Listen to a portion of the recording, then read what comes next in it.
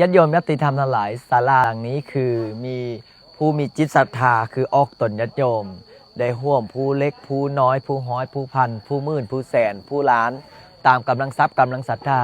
เชื่อว่าหนึ่งในนั้นก็คือญาติโยมที่เห็นคลิปนี้อาจจะได้ร่วมบุญร่วมกุศลร่วมบุญร่วมบารมีกับพระอาจารย์เพราะว่าพระอาจารย์ได้แจ้งข่าวเป่าเตือนออกไปในเฟซในไลน์เนาะก็มีออกตนญาติโยมผู้มีจิตศรัทธาได้กินได้ทานกระเบื้องผู้หลับแพนผู้บางคนกับกำลังทรัพย์กำลังศรัทธาตามกำลังทรัพย์กำลังศรัทธาตอนนี้ก็กำลังขึ้นเนาะกำลังขึ้นมุ่งไปเรื่อยๆกันน่าจะสำเร็จน่าจะเซตไวๆนี่แหละออกตนญาติโยมข้างในก็คือฐานเพื่อที่จะประทิษฐาน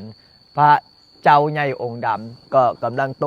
กแต่งกำลังเฮ็ดกำลังทำศาลากำลังเฮ็ดกำลังทำส่วนยอดโซฟาเนาะยอดโซฟาแม่นมีครบแล้วยอดโซฟามีทั้งหมดประมาณ15ยอดก็มีเจ้าภาพจองเสร็จเรียบร้อยแต่ยังซ้ายกับขวานี่นะญาติโยมได้ติดตามอะไรยังซ้ายกับขวาก็คือหงส์เนาะ